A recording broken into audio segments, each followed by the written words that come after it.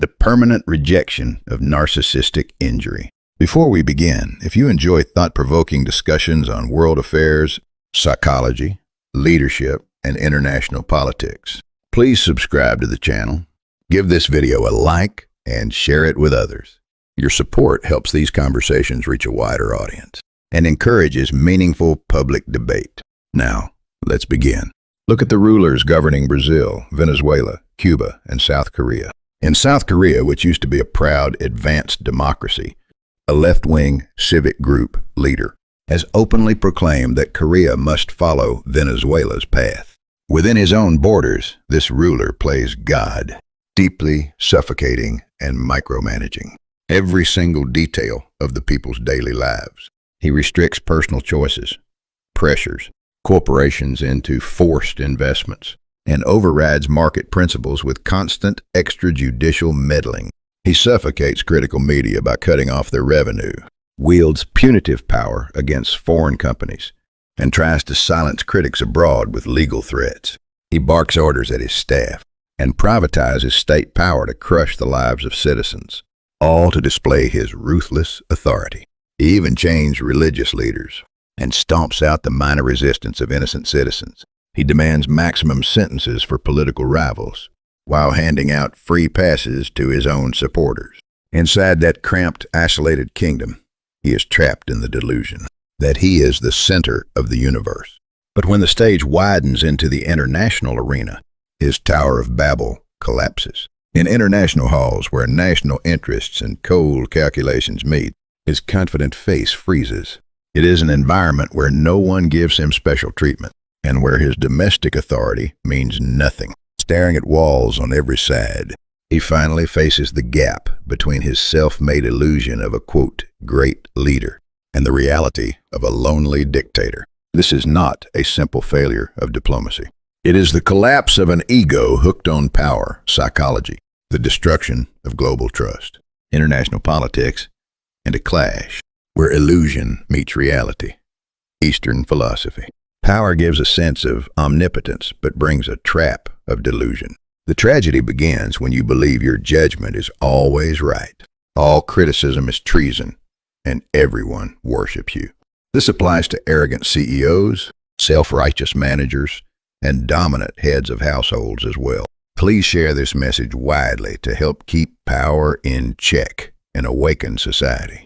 Your share is the first step toward change. Now let us turn to the second veil that prevents a leader from recognizing the truth. Imagine for a moment that among all the advisors surrounding the leader, there is one person courageous enough to speak honestly. He risks his career, perhaps even his life, and says, "Sir, the international community is criticizing your policies and your moral leadership. Many world leaders are deliberately distancing themselves from you. This is no longer a misunderstanding. It is becoming your diplomatic reality."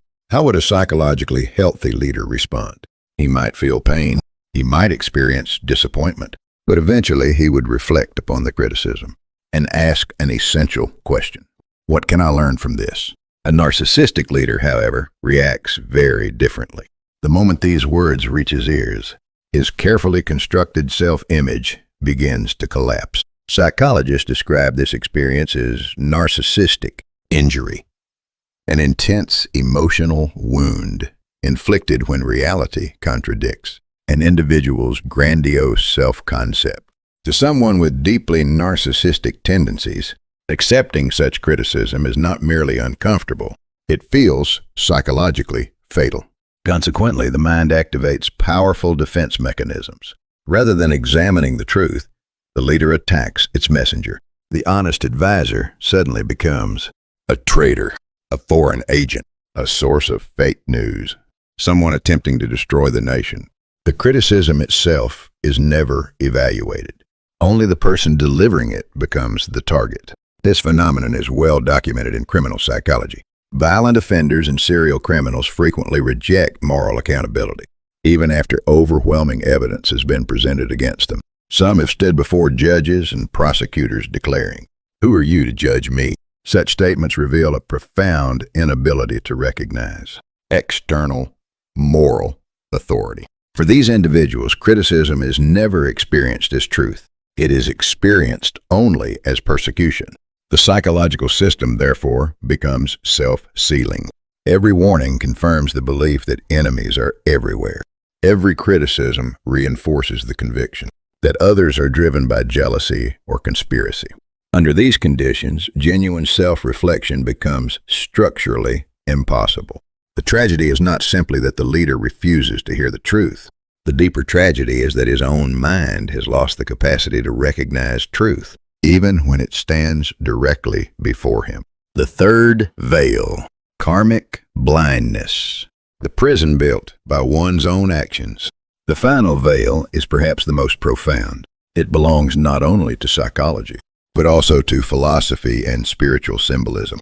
The Tibetan Book of the Dead describes this condition as karmic blindness. According to its symbolic teaching, a person who spends an entire lifetime deceiving others, suppressing dissent, pursuing domination, and nourishing only the ego, gradually loses spiritual vision. This blindness is not imposed by divine punishment. It is created by repeated choices, habit after habit, decision after decision, attachment after attachment. Eventually, the individual no longer possesses the inner clarity necessary to perceive reality. The text illustrates this through powerful imagery. After death, the soul stands before the scales of karma. Its deeds appear with perfect clarity, yet the blinded consciousness still refuses to recognize them. Even while confronted with the consequences of its own actions, it protests, "I have done nothing wrong." The terrifying beings surrounding it are interpreted as hostile monsters. Yet these frightening figures are nothing more than visible manifestations of the individual's own accumulated hatred, greed, pride, and violence. The enemy has never existed outside. It has always lived within. Whether one interprets this literally or symbolically is a matter of personal belief. Psychologically, however, the lesson remains extraordinarily insightful. To understand why others reject us requires two rare capacities. The first is self-reflection, the willingness to examine our own motives honestly. The second is metacognition, the ability to observe our own thinking from an objective perspective. Without these capacities, every failure appears to originate elsewhere. Every broken relationship becomes someone else's fault. Every loss becomes evidence of conspiracy. Every criticism becomes an attack. Power often accelerates this blindness. Like invisible radiation, it slowly damages the inner faculties, responsible for humility, empathy, and honest self-examination. By the time the damage becomes visible, the psychological tissue has already begun to die. The leader then continues walking deeper into a prison of his own construction. Ironically, he no longer realizes that he is imprisoned. He does not recognize the walls. He does not remember when they were built, nor does he understand that he himself laid every stone. He gradually buries himself within the very spiritual trap he spent years creating. And because he mistakes that prison for reality itself, escape becomes almost impossible. This is the deepest warning shared by psychology, philosophy, and the symbolic wisdom of the Tibetan Book of the Dead.